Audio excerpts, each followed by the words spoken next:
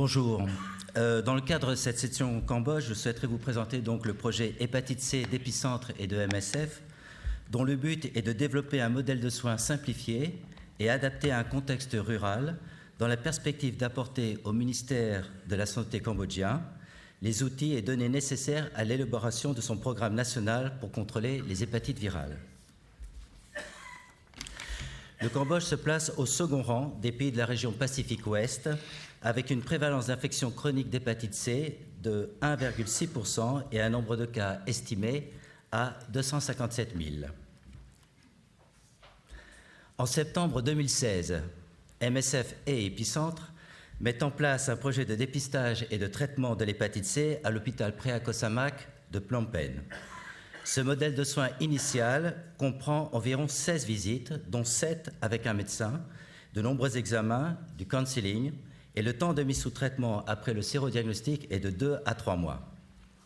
Durant l'année 2017, ce modèle va être simplifié en validant le rapid test sérologique et le GENExpert pour le génotype 6, génotype prédominant au Cambodge avec le génotype 1, en réduisant le nombre d'examens, de scores et de séances de counseling.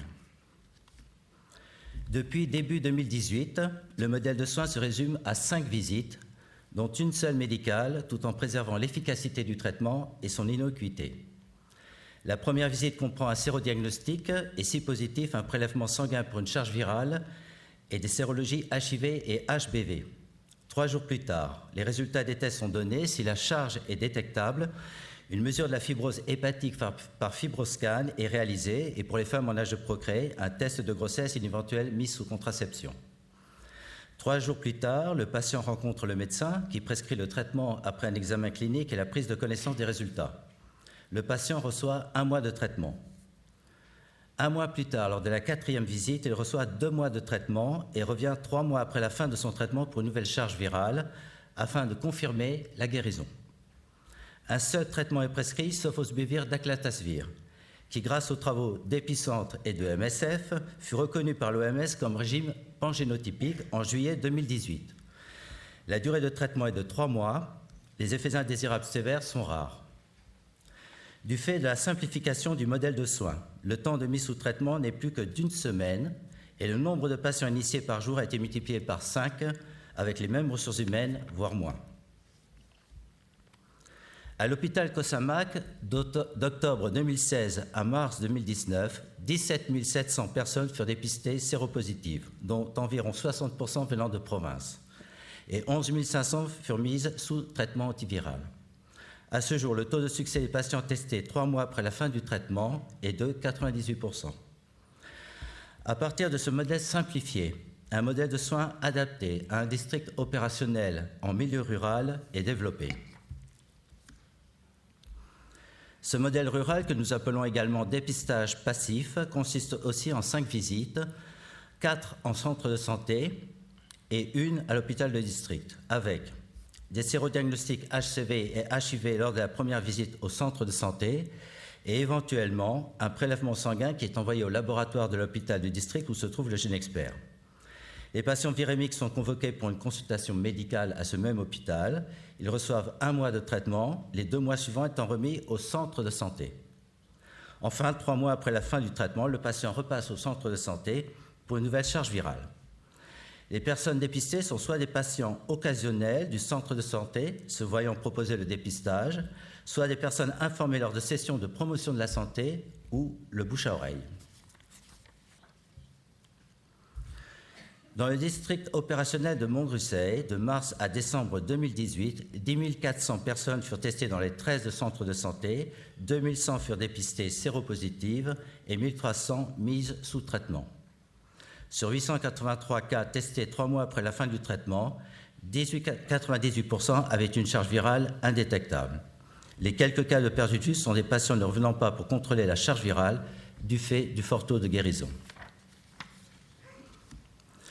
Comme Cheville l'a mentionné précédemment, il existe une prévalence beaucoup plus importante chez les personnes de plus de 45 ans. Environ 80% des personnes éligibles pour le traitement se trouvent dans 20% de la population adulte.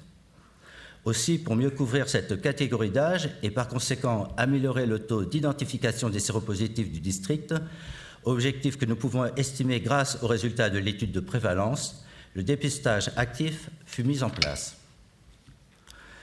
De fin août à décembre 2018, le dépistage actif de l'hépatite C chez les plus de 45 ans de 180 villages fut réalisé par une équipe d'infirmiers de MSF en collaboration avec du personnel des centres de santé, des agents de santé communautaires et les autorités locales. 14 000 personnes furent dépistées et 425 séropositifs furent référés dans leur centre de santé pour poursuivre la prise en charge standard. De ces expériences urbaines et rurales, le ministère de la Santé cambodgien va pouvoir tirer profit pour développer son programme national hépatite C, ce que nous allons voir maintenant.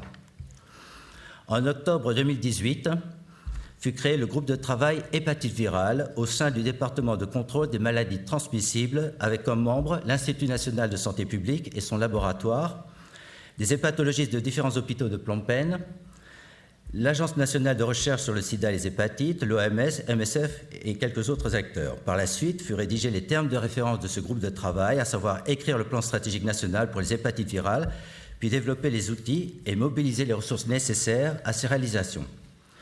En novembre 2018, Épicentre et MSF présentent les résultats préliminaires de l'étude de prévalence au groupe de travail.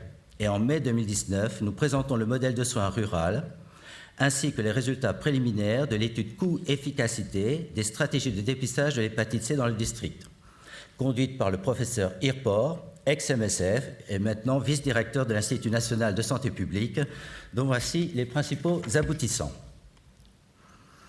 Notre objectif principal est donc la population des plus de 45 ans, estimée à environ 42 000 personnes dans le district opérationnel de Montgrusseil. Le dépistage passif de mars à décembre 2018 a couvert 12% de cette population et le dépistage actif 33%. Les deux stratégies combinées totalisent une couverture de 45%. Grâce aux résultats de l'étude de prévalence, le nombre de personnes de plus de 45 ans infectées par l'hépatite virale C dans le district est estimé à 2133 personnes. Le taux d'identification de ces personnes est de 31% par le dépistage passif dans les centres de santé et de 20% par le dépistage actif dans les villages, soit en combinaison un total de 51%. Je rappelle que l'objectif de l'OMS pour 2030 est de 90%.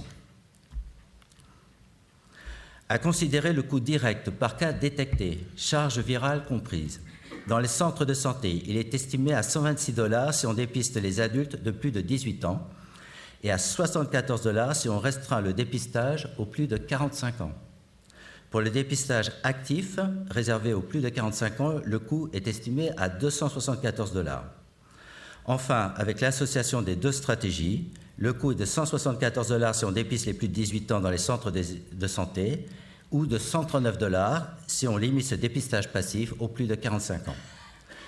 D'autres scénarios furent testés avec des résultats de détection de séropositifs variant de 40 à 60% et des coûts de 25 à 45 millions de $ pour une couverture nationale.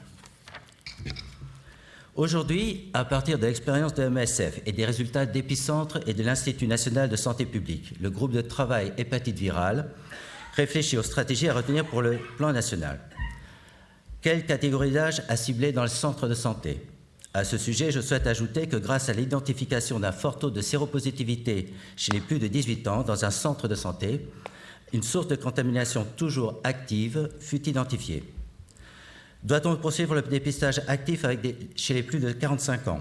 Si oui, doit-on le réaliser dans tous les villages ou avoir une approche plus ciblée et moins coûteuse? D'autre part, afin de simplifier encore plus le modèle de soins et de réduire les coûts, il est proposé d'initier les traitements dans les centres de santé et de supprimer la dernière charge virale du fait du fort taux de succès du traitement. Dans les mois à venir, les options retenues seront présentées au ministre de la Santé pour validation, permettant ainsi de finaliser le plan stratégique national et de commencer à développer les différents protocoles et à estimer et mobiliser les ressources nécessaires. Je vous remercie de votre attention.